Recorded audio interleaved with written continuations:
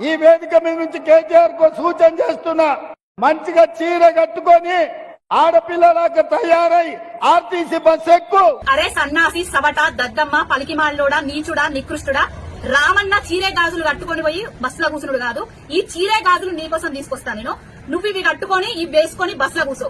మహిళలు ఎంత నరకం అనుభవిస్తున్నారు నువ్వు ఫ్రీ బస్సు పెట్టడం వల్ల.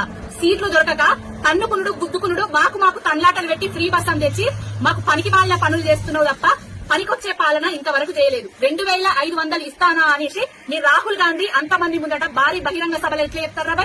महिलाओं के बैंक अकाउंट में 2500 रुपए हर महीने तेलंगाना की सरकार डालती है.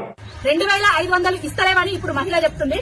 మరి ఇది నిజం కాబట్టి నువ్వు ఈ చీర గాజులు మీ రాహుల్ గాంధీ పంపి. ఈ 2500 అనేది మీరు పంచుకుంటారా? ఈ చీర గాజులు కట్టుకొని తులం బంగారం అన్నారు, మహిళలకు గ్యాస్ కనెక్షన్ అన్నారు, అలవి కాని హామీలను చూపించారు, అరచేతిలో ఆకాశాన్ని చూపించి అధికారంలోకి వచ్చిండ్రు. ఒడ్డు ఎక్కేదాకా బోడమల్లన్న, ఒడ్డు దిగిన తర్వాత బోడమల్లన్న అన్నట్టుగా భాష లేదు, ఒక సంస్కారం లేదు, ఒక సభ్యత లేదు, పరిపాలన చేతగాని ముచ్చట్లు మాట్లాడుకుంటా ఎవరిని పడితే వాళ్లను పెద్దంతం చిన్నంతం లేకుండా నోటికొచ్చినట్టు ఇష్టం వచ్చినట్టుగా మాట్లాడతాను. బిడ్డా రూమేశ్రీ ఖబర్దార్, ఇంకోసారి రామన్న జోలికి గాని కేసీఆర్ గారి జోలికి గాని వచ్చి ఇట్లాంటి చిల్లర వాక్యాలు చేసేది ఉంటే ఇవి తీసుకొచ్చి నీకు తొడిగిపిచ్చి ఈ గాజు లేపించి నిన్ను బస్సులో కూర్చునే పెడతాను.